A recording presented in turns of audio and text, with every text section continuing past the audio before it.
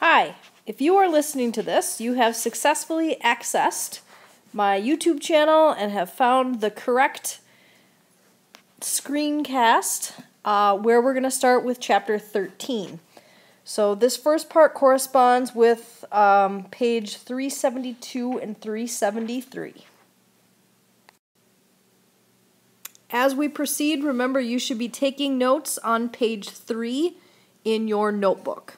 So the very first part is defining ecology. Quite simply, it is the study of interactions among living things and between living things and their surroundings. So it's not just looking at animals and how they interact with each other, but how those interactions also affect the surrounding plants, other animals, everything in their environment. And this word comes from, the word ecology comes from the Greek word oikos, which means house. All right, and then we're going to talk about the levels of organization. This will definitely be a theme that continues through the whole year. An individual organism is just that. It is one individual living thing. In this case, we have a zebra that is pictured. That zebra belongs to a population of zebras. A population is a group of the same species that lives in one area, such as all of the zebras that live in the desert, the savanna, wherever they are. You can have populations of deer in Carroll's Woods, in Rosemount. And then that population belongs to another level, which is called the community. The community is a group of different species. So in the picture, you can see we have zebra, giraffe, birds, water buffalo, all these different types of species that live together in one area. So there's communities, again, that are in Rosemount and different states, etc. Continuing with the levels of organization, there are two left. We've already talked about the organism, then the population, then the community. Next, we have the ecosystem. An ecosystem includes all of the organisms as well as the climate, soil, water, rocks, and other non-living things that are in a given area. So that is the ecosystem. So here you can see there are trees and sand and anything that is non-living. And we're going to talk about the difference between living and non-living things, or at least define those, give them specific ecology names in just a little bit. And then the last level is a biome. This is a major regional or global community of organisms. So biomes are usually characterized by the climate conditions and plant communities that thrive there. So you might be familiar with a desert biome or a grassland biome. We have tundra, which would be kind of like the Arctic. And one of our last units of the entire year, you guys are going to get to do a really fun project called Biomes of the World. And it will we start the year with ecology, and then we'll kind of end with that project. So I always look forward to that every year. Now, if you're following along in the book, we are skipping page 374, 375, 376, and 377 for a little bit. We're going to come back to that and do another activity with that topic. So I am now on 13.2, abiotic versus biotic factors, and this is exactly what I was talking about with living and non-living components. Anything that is living is considered biotic factor. I always think of biology, bio, it's that same prefix as biotic. Biology is the study of living things. Biotic factors are anything that is living. Abiotic factors, these are non-living things, rocks, soil, sand, anything like that, that is not living. This next part talks about changes in an ecosystem. And I guess the easiest way to think about this is if you think about abiotic things such as moisture, temperature, sunlight, climate factors, basically. That really is going to determine what sorts of things can live in an environment. And if you take a drought year, for an example, you might expect certain things to be in an area based on what its climate is. And if that changes from year to year, a lot of rainfall, less rainfall, that is going to have an impact on the types of things that are going to be able to grow there, live there, find food, find water, whatever it is that they need to do for survival. So that can definitely change on a year-to-year basis. Okay?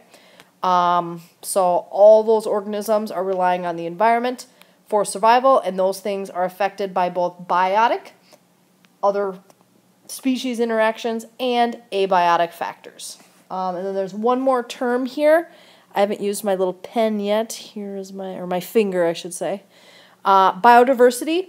This is the study of the variety of living things in an ecosystem. So I would say an area with a very high biodiversity would be a healthy environment, rainforest, lots of different things can live there. Large assortment of different species living near one another.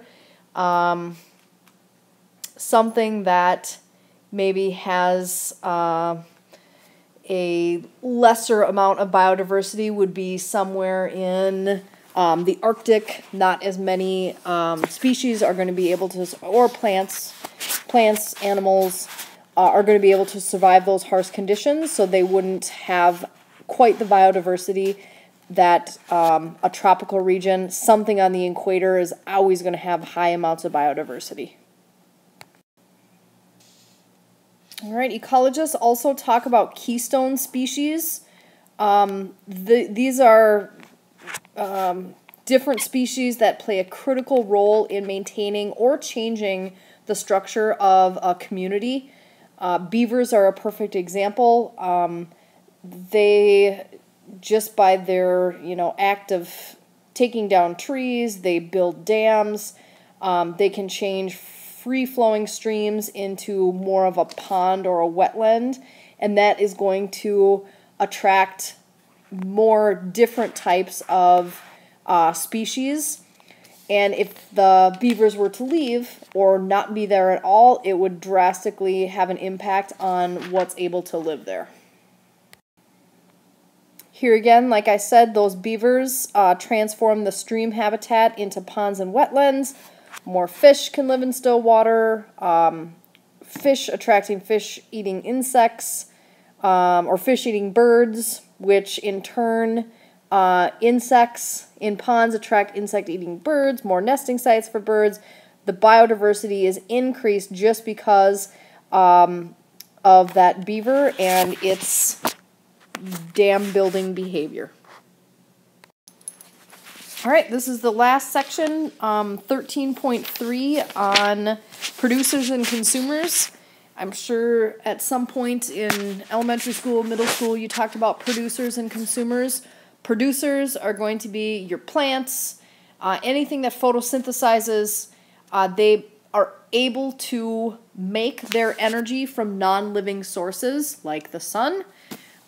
They can also be referred to as autotrophs, and they are the basis for an ecosystem's energy. The ultimate source of energy on the entire Earth is the sun.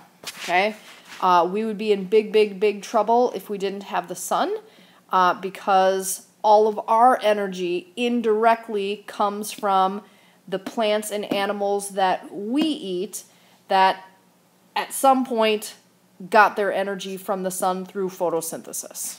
Okay, so we would be considered consumers. Another word for us would be heterotrophs. We get our energy by eating other organisms. We have to go to the cafeteria to eat. We depend indirectly on the sun for our energy. Okay, you don't see plants and grasses and bushes having to trot down to the cafeteria 3 times a day to get their energy source and to consume and eat their food so that they have energy. They're just simply able to lay out in the sun, be in the sun, collect those wavelengths of light, and through photosynthesis, which we will study, they're able to convert that into basically sugars and use that for their own energy and provide energy for the entire Earth. All right, next we have a series of, I believe there's 8 questions. So you can go through these. Question 1. Answer that. Question 2. Jot down an answer. The answers do follow this so that you can check to see your understanding and how you're doing. Here's question 3 and 4. Actually, number 4 you can skip for now. We'll come back to that one. If you need to pause this as well, actually at any time during the screencast, you can pause, rewind. If I said something earth-shattering that you want to go back and listen to. I'm just kidding. It's question 5 and 6.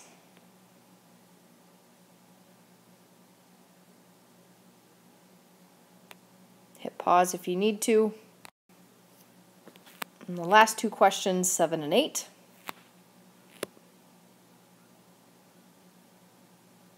It'd be good example types of questions that you will see on the formative assessment, fancy word for quiz, next week. And here are your answers. I hope you enjoyed the screencast notes. Not all of the lectures will be in this format. Ecology is fairly straightforward and doesn't need a lot more explanation in class. A lot of the notes that we do will be drawing notes when we diagram different processes, but sometimes you will be given notes in this format. I will see you in class tomorrow.